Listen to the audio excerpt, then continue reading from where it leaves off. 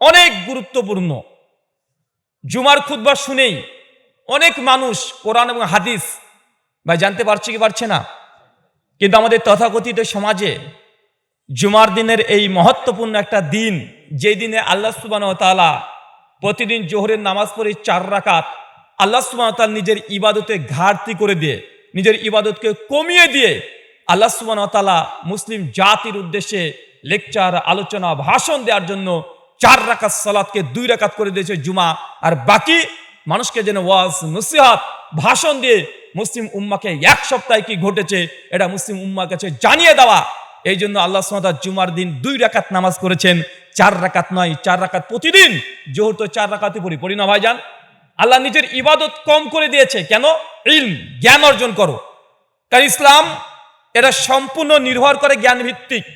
অন্ধত্ব দিয়ে নিজের মন যা চায় তাই করে আপনি ইবাদত বা আমল করবেন, তার নাম ইবাদত নয়। ইবাদত যদি একটা কেউ রাকাত নামাজ পড়তে চায়, তারপরেও জ্ঞানের প্রয়োজন আছে না? নাই, আছে। কিন্তু গোটা বাংলাদেশে দেখেন জুমার দিন এত বরকতময় জায়গা। সহিহ বুখারীর মধ্যে একটা হাদিস আসছে জুমার প্রসঙ্গে, হাদিস না 931। আল্লাহ নবী বলছেন যে জুমার দিন প্রত্যেক জুমাতে আল্লাহ সুবহানাহু ওয়া তাআলা আসমান থেকে স্পেশাল কিছু ফেরেশতা পাঠিয়ে দেন প্রত্যেক মসজিদে। কাল বাদ দিয়ে জুমা আছে না? আজ কি বার? মঙ্গলবার। আর 2 দিন পর জুমা আসছে। আপনি জেনে রাখেন জুমার দিন আপনাদের মসজিদে আল্লাহ সুবহানাহু ওয়া তাআলা স্পেশাল কিছু ফেরেশতা পাঠাবেন। আপনি দেখতে পাবেন না, এটা ঠিক, কিন্তু ফেরেশতারা থাকবে। কেন? আল্লাহ সুবহানাহু ওয়া তাআলা ফেরেশতা মণ্ডলীকে জানিয়ে দিয়েছেন জুমার দিন যে ব্যক্তি প্রথম মসজিদে উপস্থিত হবে সালাতের উদ্দেশ্যে, একদম নিষ্ঠা, ইখলাস পূর্ণ আজকে সালাত আদায় করো। জুমার দিন স্পেশাল হৃদয়ে এই কথা গেঁথে নিয়ে জুমার দিন যদি প্রথম মসজিদে মুসল্লি হতে পারে, আল্লাহ ফেরেশতাকে জানিয়ে দিয়েছেন ওই ব্যক্তির আমলনামাতে একটা লাল উট কুরবানি করলে যা নাকি তুমি তার আমলনামাতে নেকি লিখে দিবে। বলেন তো এই অফারটা কম? একটা লাল উটের দাম কত হতে পারে? কমপক্ষে 1 লক্ষ টাকা।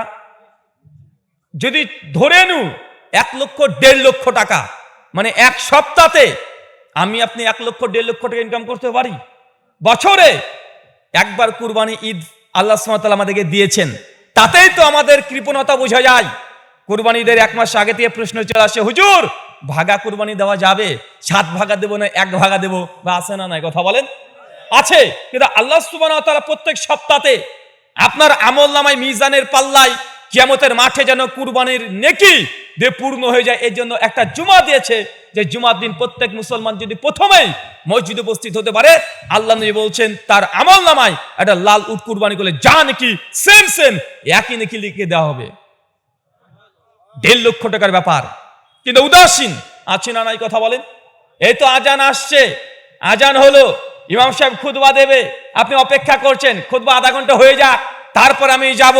কিন্তু আপনি যে এই নগদ মসজিদে গিয়ে আপনি লাল উট দেখতে পাচ্ছেন না, বিধায় আপনি মসজিদে তাড়াতাড়ি যাওয়ার কোনো চেষ্টা করছেন না। আল্লাহ সুবহানাহু ওয়া তাআলা তুমি আমাদেরকে বোঝার তৌফিক দান করো, সকলে পড়ি আমিন। আগামী জুমার দিন ইনশাআল্লাহ মসজিদে প্রথম লাল উট কুরবানি করলে যে নেকি, সে নেকির জন্য আমরা যাবো তো ইনশাআল্লাহ।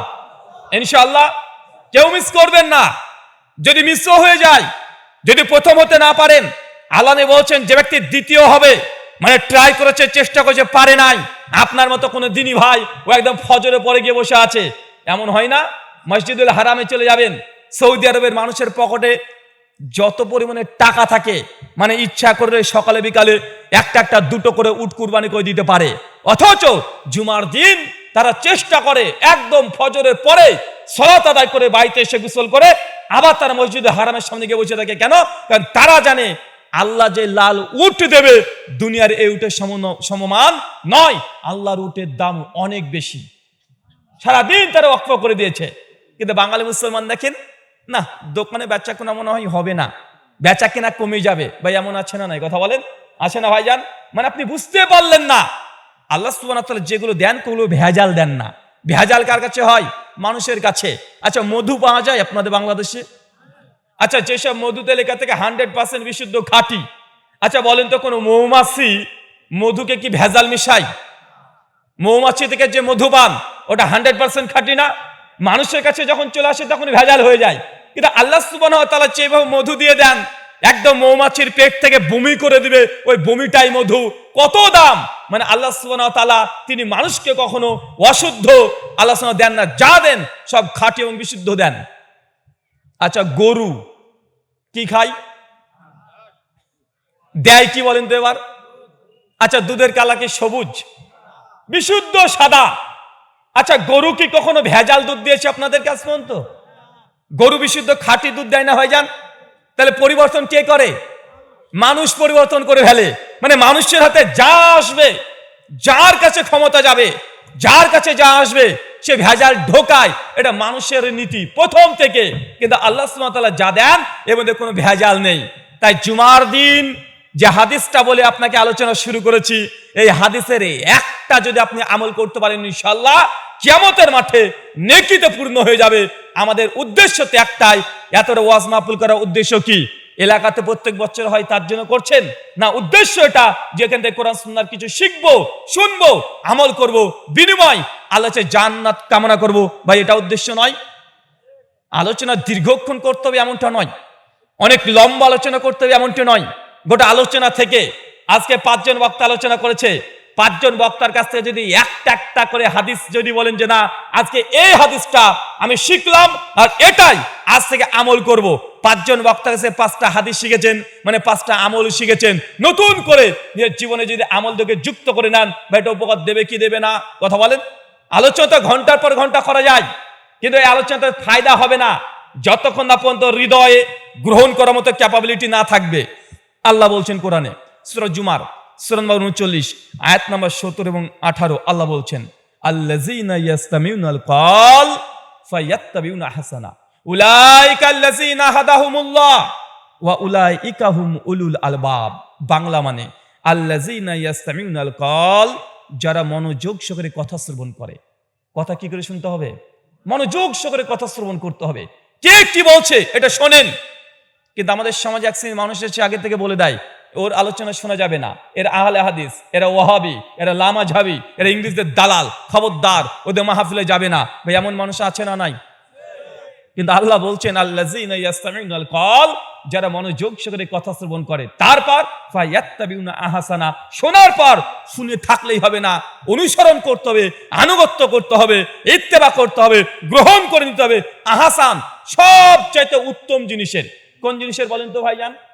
আল্লাহ বলছেন তুমি কথা শোনো, মনোযোগ দিয়ে শোনো, শোনার পর যেটা উত্তম মনে হবে সেটাকে তুমি গ্রহণ করো।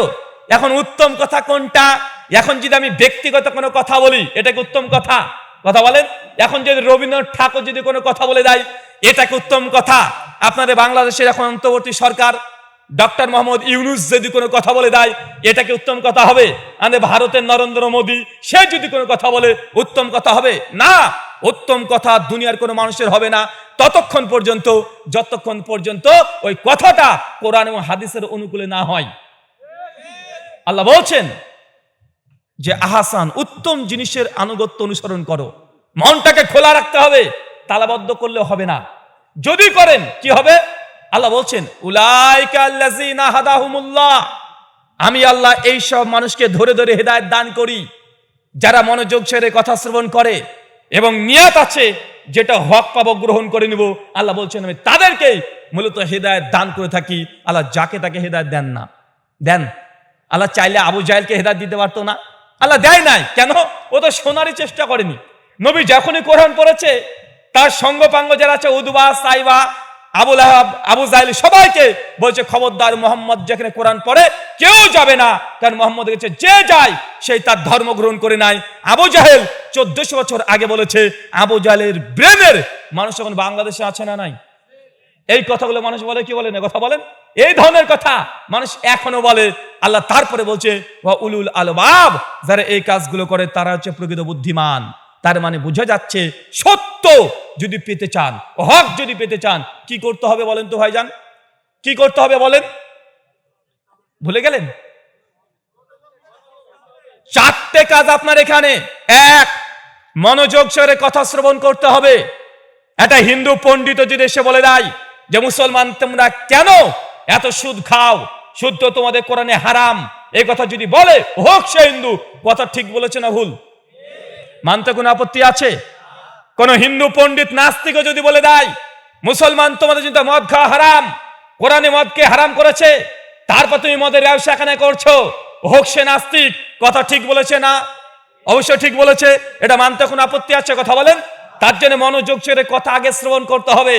হৃদয়কে বন্ধ করে রেখে ওরা আহলে হাদিস, ওরা ওয়াহাবি, ওরা লামা যাবি, ওদের বক্তব্য শোনা যাবে না, এই কথা বলে এখন পার পাওয়া যাবে না। আপনি আগেতে চেষ্টা করেছেন অনেক যে আহলের আলোচনা সভা কেউ হতে দেয়নি, বা হয়েছে না হয়নি? কথা বলেন। একদম বাহুর বল দিয়ে, ক্ষমতা দিয়ে আহলের আলোচনা সভাকে বন্ধ করে দিয়েছে। কিন্তু আল্লাহ সুবহানাহু ওয়া তাআলা যে যুগে আমাদেরকে এখন পাঠিয়েছেন, মাল্টিমিডিয়ার যুগ, আপনি একটা যদি মাহফিল বন্ধ করে দেন তাতে কি হবে? হাজার হাজার আলোচনা ইউটিউব সোশ্যাল মিডিয়া আছে না নাই? কথা বলেন। একটা আলোচনা আপনি বন্ধ করে দিচ্ছেন, এই সমাজের মানুষ হয়তো শুনতে পেল না, কেউ যদি চাই মানুষ এখন ইউটিউবে চলে যাবে। আমি এই জন্য বলেছি ইউটিউব হাফেজাহুল্লাহ। কি বলেন তো ভাইজান? ইউটিউব হাফেজাহুল্লাহ আর ফেসবুক দামাত বারকাতুহু আলিহা, এই শব্দগুলো ইউটিউবকে আমি এই জন্য বলি যে আল্লাহ ইউটিউবকে যেন হেফাজত করে। বা হেফাজত করলে কি ক্ষতি না ভালো? ভালো না ভাইজান? আমরা সাধারণত আলেম ওলামার পাশে লাগাই হাফেজাহুল্লাহ, আমি ইউটিউবের পাশেও লাগাই যে হাফেজাহুল্লাহ, আল্লাহ তুমি তাকে হেফাজত করো, কারণ এর মাধ্যমেও লাখ লাখ মানুষ হেদায়েত পাচ্ছে কি পাচ্ছে না? আচ্ছা বলেন তো, মতিউর রহমান মাদানীকে চেনেন? কে কে চিনেন না তারা হাত তোলেন তো দেখি।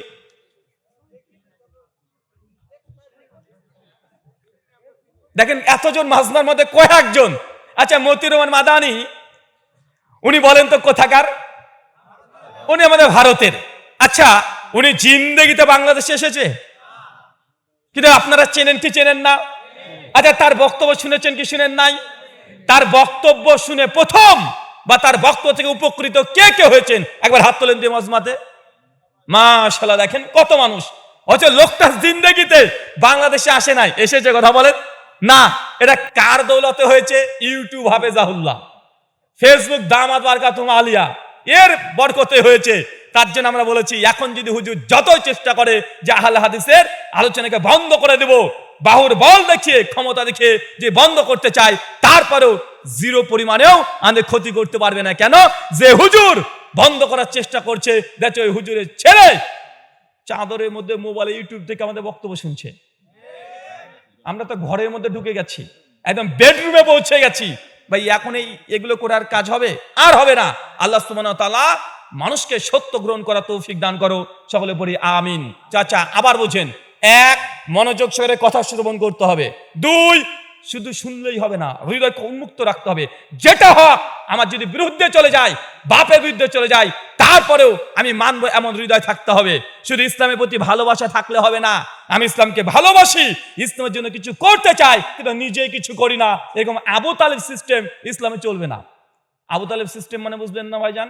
আচ্ছা আবু তালেব কে বলেন তো? আল্লাহ নবীর চাচা ছিলেন। আচ্ছা বলেন তো, নবীর চাচা নবীকে কি কম ভালোবাসতো? ভালোবাসাতে কোনো ত্রুটি ছিল? কোনো ঘাটতি ছিল? আরে আমরা তো আল্লাহ নবীকে ভালোবাসি। চিন্তা করে দেখেন, যে নবীকে জিন্দেগিতে আমরা চোখ দিয়ে দেখি নাই, যে নবীর কণ্ঠস্বর সরাসরি কান দিয়ে শুনিও নাই, যার থেকে আমাদের সময়ের দূরত্ব প্রায় 1450 বছর হয়ে গেল, যে নবীর বাড়ি থেকে আমাদের বাড়ি কমপক্ষে 4000 কিলোমিটারের কাছাকাছি, জীবনে সে ভূখণ্ডে আমরা গেলাম না, তারপরেও এই নবীকে আমরা ভালোবাসি কি বাসি না? কি আশ্চর্য ভালোবাসা দেখেছেন, যাকে কখনো চোখে দেখি নাই, চোখে তো দূরের কথা ছবিতেও দেখি নাই, ভিডিওতেও দেখি নাই, যার কণ্ঠস্বর শুনি নাই কখনোই, যার থেকে বাড়ির দূরত্ব প্রায় আমাদের 4000 কিলোমিটার, যার থেকে সময়ের ব্যবধান প্রায় 1450 বছর হয়ে গেল, তারপরে তার প্রতি ভালোবাসা, তার প্রতি মহাব্বত, তার জন্য জীবন দিতে আমরা রাজি আছি না নাই? এ কেমন ভালোবাসা! আপনি চিন্তা করে দেখেছেন কখনো যে ওই মানুষটাকে আমরা ভালোবাসি, যাকে কখনো দেখা হয় নাই, সাক্ষাৎ হয় নাই, তারপরেও কলিজা চাইতো আমরা বেশি ভালোবাসি কি বাসি না? কিন্তু তারপরে বাংলাদেশে বিভিন্ন আনাচে কানাচাতে নাস্তিকরা আল্লাহ নবীর বিরুদ্ধে বিভিন্ন রকমের সমালোচনা কটূক্তি করে কি করে না? কথা বলেন, করে না ভাইজান? সুনান আবু দাউদ 4373 নম্বর হাদিস, কেউ যদি নবীর বিরুদ্ধে সমালোচনা তীব্র নিন্দা জানায়, ইসলামের একটাই বিধান, তার মৃত্যুদণ্ড। কি বলেন তো ভাইজান? মৃত্যুদণ্ড। এটা ইসলামের সবচাইতে 3টে মানুষকে মৃত্যুদণ্ড দেওয়া যায়। 3 জন মানুষের দুনিয়া থেকে বেঁচে থাকার কোনো অধিকার হারিয়ে ফেলে। 3টে মানুষ, জীবিত মানুষ, কিন্তু বাঁচার কোনো অধিকার নেই। 3টে বড় গুনাহ আছে। তার মধ্যে একজন ব্যক্তি মুসলমান ছিল, সে মুরতাদ হয়ে গেল, ইসলামকে ত্যাগ করে দিয়েছে। এর বিধান কি? কথা বলেন, এর বিধান কি? একে ইসলামী রাষ্ট্র হত্যা করবে, মানে জনসাধারণকে হত্যা করবে এমনটা নয়, মানে আমি আপনি গেলাম তাকে হত্যা করলাম, এটা ইসলামী ল নয়। ইসলামী রাষ্ট্র যদি কায়েম থাকে, দেশের সরকার রাষ্ট্রনায়ক আইন তৈরি করে নিবে যে ইসলাম ত্যাগ করেছে তাকে হত্যা করতে হবে, এটা ইসলামী বিধান। 2, জেনাকারী যদি হয় বিবাহিত, কি বললাম বলেন তো, অবিবাহিত যদি জেনা করে তার বিধান কি? 100 করে বেত্রাঘাত মারতে হবে সেই নারী এবং পুরুষ দুজনকেই। তারপর দেশ থেকে, গ্রাম থেকে বের করে দিতে হবে। আর যদি জেনাখোর যদি নারী পুরুষ বিবাহিত হয়, বিয়ের পরে যদি জেনা করে তার বিধান কি? ইট ঢেল পাথর দিয়ে তাকে হত্যা করে ফেলতে হবে। সহিহ মুসলিম হাদিস না 2324, গাম্মিদি বংশের একজন নারী এসে আল্লাহ নবীকে বলছেন, ইয়া রাসূলুল্লাহ, আমাকে আপনি পবিত্র করেন, তুহিরনি, আমাকে পবিত্র করেন। আল্লাহ নবী তাকে দেখে বলছে যে কি সমস্যা? বলছে, আল্লাহ নবী আমাকে পবিত্র করেন। নবীর সঙ্গে সে বলছে, কি হয়েছে? মেয়েটা বলছে, আমি জেনা করেছি, জেনার দরুন আমার পেটটা এখন উঁচু হয়ে গেছে, আমি এখন গর্ভবতী। আল্লাহ নবীকে পবিত্র করেন। চিন্তা করে দেখেন, একজন সাহাবী, একজন নারী সাহাবী একটা ভুল করে ফেলেছে, এই ভুলটাকে সংশোধন করার জন্য নবীর কাছে আসছে যে আল্লাহ নবী আমাকে পবিত্র করেন, আমি যে অন্যায় করেছি। সে নিজে এসে ধরা দিচ্ছে। এটা হচ্ছে ইসলামী খিলাফত যদি প্রতিষ্ঠা হয়ে যায়, মুসলমানের ভেতরে যদি ঈমান থাকে, যদি মৃত্যুর পর যদি ভয় থাকে, মৃত্যুর পর মালিক ইয়াউমিদ্দিন, আল্লাহ যে কঠিন শাস্তিদাতা, বিচারের মালিক, এটা যদি ভয় থাকে, কোন মানুষ অন্যায় তো দূরের কথা, অন্যায় করার চিন্তা করবে না। যদিও করে ফেলে, সে চাইবে দুনিয়া তোমার শাস্তি হয়ে যা, মৃত্যুর পর যেন শাস্তি না হয়। দেখেন, এই নারী চলে এসেছে, নবী পবিত্র করেন আমাকে। আল্লাহ নবী জানতেনই না, কেউ জানে না যে মেয়েটা জেনা করেছে, কারো জানা নেই, কিন্তু এসে বলছে, স্বীকার করছে। কেন? এই মেয়েটির হৃদয়ে এই কথাগুলো পরিষ্কারভাবে ঢুকে গেছে। ইমানি যে জজবা, যে দুনিয়াতে আমার যদি মৃত্যুদণ্ড হয়ে যায়, জাহান্নামের ভয়ঙ্কর আযাব, ও আযাব সহ্য করা যাবে না, ওটা সম্ভব নয়। তাই দুনিয়াতে যদি মরে গিয়ে যদি আমার প্রায়শ্চিত্ত হয়ে যায়, আমি দুনিয়াতে ক্ষণস্থায়ী 20 বছর 30 বছরের এই দুনিয়াতে আমি ভোগ করতে চাই না। মৃত্যুতে একদিন হবে, কিন্তু এই পাপের প্রায়শ্চিত্ত দুনিয়াতে যেন হয়ে যায়, এই জন্য সে আত্মসমর্পণ করে বলছে, আল্লাহ নবী আমাকে পবিত্র করেন, আমি জেনা করেছি। আল্লাহ নবী তাকে শাস্তি দিতে চাচ্ছেন না। আল্লাহ নবী তখন বলছেন, আচ্ছা ঠিক আছে, তোমার গর্ভে যদি সন্তান থাকে, যাও বাড়িতে ফিরে যাও। এই সন্তান যখন প্রসব হবে, দুনিয়াতে চলে আসবে, তখন তুমি সন্তানকে নিয়ে আসবে। মেয়েটা বাড়িতে চলে যায়। কয়েক মাস পর সন্তানকে কোলে নিয়ে চলে এসেছে। 3-4 দিনকার সন্তান। বলছে, আল্লাহ নবী আমি এসেছি, আমাকে পবিত্র করেন, আমি জেনা করেছি। আল্লাহ নবীর সঙ্গে সঙ্গে বলছে, সন্তান তোমার কি এখন স্তনপান করছে? মানে আল্লাহ নবী তাকে মারতে চাচ্ছেন না, আল্লাহ নবী তাকে বাঁচাতে চাচ্ছেন। যেহেতু গুনাহ প্রকাশ হয়ে গেছে, আল্লাহ নবী বলছে, যাও, তোমার সন্তান 2 থেকে 2.5 বছর দুধ পান করবে। তুমি যদি মৃত্যুবরণ করে সন্তানের কষ্ট হয়ে যাবে, যাও, সন্তান যখন কিছু খেতে শিখবে তখন তুমি আসবে। মেয়েটা চলে গেছে। 2-2.5 বছর পর নবীর কাছে আবার আসছে। চিন্তা করছেন ইমানের জজবা কত? আপনি বুঝতে পারছেন যে সাহাবীরা দুনিয়াকে কিভাবে মূল্যায়ন করতেন, কিভাবে মূল্যায়ন করতেন। না চাইলে সে পালিয়ে যেতে পারতো, কেউ জানেও না। বারবার আসছে। 3 বছর পর সন্তানকে কোলে নিয়ে চলে এসেছে। সন্তানের হাতে একটা রুটির টুকরা আছে আর খাচ্ছে। আল্লাহ নবীকে বলছেন, আল্লাহ নবী আমার সন্তান এখন দুধ পান করে না, সে নিজে চলাচল করতে পারে, খেতেও পারে, এই দুনিয়ার খাবার খাচ্ছে। আল্লাহ নবী তারপর যখন দেখছে যে না, মেয়েটা তারপরে চলে এসেছে, এখন আর কিছু করার নেই, সঙ্গে সঙ্গে সাহাবীদেরকে বলে, সাহাবী যাও, মদিনাতে নিয়ে গিয়ে গর্ত করে তাকে অর্ধকলা পর্যন্ত পুঁতে দিয়ে ইট ঢেল পাথর দিয়ে মারতে মারতে মারতে মারতে একদম মেরে ফেলো। সমস্ত সাহাবী তাকে পুঁতে দিয়ে সঙ্গে সঙ্গে তাকে ইট ঢেল পাথর দিয়ে তাকে মেরে ফেললো। খালিদ বিন ওলীদ বিখ্যাত সাহাবী, সে বলছে, আমি যখন ঢিল মারছিলাম, আমি ঢিলটাকে তুলে বাজে বাজে কিছু শব্দ বলছিলাম, এই জেনাকারিনী, তুই জেনা করবি, নোংরা নষ্টামে, বারবার এইভাবে তাকে কথা বলছিলাম। আল্লাহ নবী আমার কথা শুনে সঙ্গে সঙ্গে বলছে, খালিদ খবরদার, এই মেয়েটিকে তুমি গালি দেবে না, তুমি জানো না এই এমন তওবা করেছে, এই তওবাকে যদি মদিনাবাসী সবার সঙ্গে ভাগ করে দেওয়া হয়, তারপরে জিনাকারী নারীর তওবার মান অনেক উঁচু হয়ে যাবে। আমি বুঝাতে পারলাম না, পৃথিবীর বাস্তবতা বুঝতে পারছেন? আচ্ছা, পৃথিবীতে কদিন আছেন আপনি? কতদিন আছেন? কদিন থাকবেন? কত গুনাহ, পাপ, অন্যায়, অত্যাচার, জুলুম, রাহাজানি, প্রতারণা, ক্ষমতার লড়াই চলছে কি চলছে না? কথা বলেন। সব কিছুতে, মসজিদ, মাদ্রাসা, সব জায়গায় প্রতারণা চলছে না ভাইজান? ক্ষমতার লড়াই চলছে না? আমি মাদ্রাসাতে সবচেয়ে বেশি দান করি, কেন আমাকে সভাপতি করা হবে না? আমি এই মাহফিলে সবচেয়ে বেশি দান করেছি, কেন আমাকে সেক্রেটারি পদ দেওয়া হবে না? ভাই এমন আছে না নাই? এমন কোনো জায়গা নাই যেখানে প্রতারণার, ক্ষমতার লোভ, লালসা মানুষের মধ্যে কাজ করে না। আল্লাহ সুবহানাহু ওয়া তাআলা তুমি বুঝার তৌফিক দান করো, সকলে বলি আল্লাহুম্মা আমিন। সম্মানিত সুধী, আপনাকে যে কথা বলছিলাম, আলোচ্য বিষয় সত্য গ্রহণে বাধা, এই যে হাদিসটা পেয়েছেন আজকে, যারা আলোচনা আমার শুনলেন, যাদের কাছে আমার কথা চলে গেছে, প্রত্যেকেই আজকে রাত্রিবেলাতে যাওয়ার সময় শুধু বলবেন ইন্নী আখাফুল্লাহ, নিশ্চয়ই আমি আমার রব আল্লাহকে ভয় করি। আল্লাহ, আমি গোপনে প্রকাশ্যে যে জেনা, ব্যভিচার আমি করেছি, আমি আজকে তওবা করছি, দুনিয়ার কেউ জানে না। আল্লাহ, ইসলামী রাষ্ট্র যেহেতু নাই, আপনি প্রাণে বেঁচে গেলেন, কিন্তু আল্লাহর কাছে জেনার গুনাহ লেখা থাকবে কি থাকবে না? কথা বলেন। ইসলামী রাষ্ট্র নেই, জানে বেঁচে গেছেন। যদি আজকে যে তওবা করেন ইন্নী আখাফুল্লাহ, আল্লাহ আমি তোমাকে ভয় করি, মৃত্যুর পর আযাব আমি সহ্য করতে পারবো না। আল্লাহ, এই দুনিয়াতে আমি তোমার কাছে ক্ষমা চাচ্ছি, অন্যায় করেছি, জুলুম করেছি, আল্লাহ তুমি ক্ষমা করে দাও। এই কথা যদি না বলেছেন, 1000 বার যদি আপনি হজ করেন, তারপরে যদি মারা যান, তারপর আপনাকে জাহান্নামে যেতে হবে।